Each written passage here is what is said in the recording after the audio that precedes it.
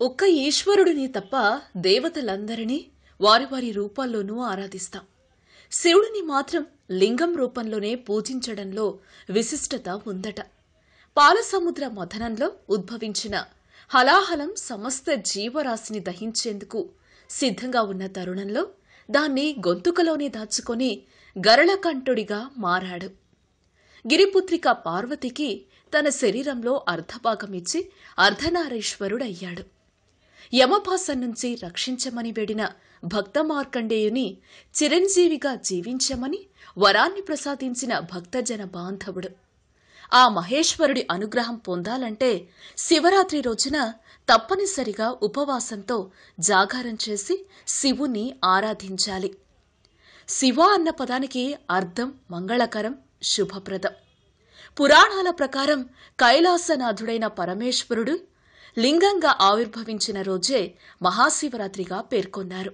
సృష్టిని నడిపించే ఆ శంభుడే మాఘమాసం బహుళ చతుర్దశి రోజు అనంత భక్తకోటి కోసం శివలింగంగా ఆవిర్భవించాడని పురాణాలు ఘోషిస్తున్నాయి. శివరాత్రి రోజున జాగారానికే అధిక ప్రాధాన్యత. లింగోద్భవానికి సంబంధించిన పురాణగాథ ఒకటి ఉంది.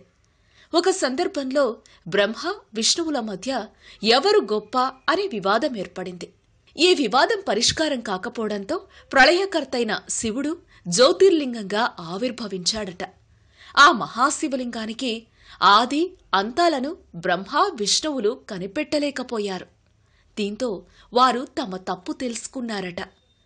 నాగులను ఆభరణాలుగా ధరించిన మహాదేవుడు లింగంగా ఆవిర్భవించిన రోజే శివరాత్రి.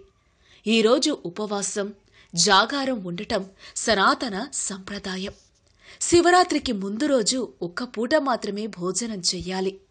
శివరాత్రి నాడు ప్రాతకాలంలో స్నానాదులు ముగించి శివదర్శనం చేసుకుని శివనామస్మరణతో ఉపవాసం ఉండాలి.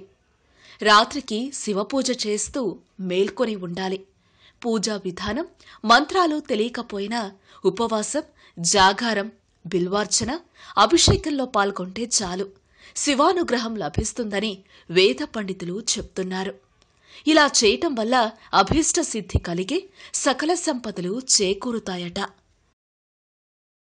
ఈ వీడియోపై మీ విలువైన కామెంట్స్ ని మాతో షేర్ చేసుకోండి. అండ్ ఇంకో విషయం, సబ్స్క్రైబ్ చేయడం మర్చిపోకండి.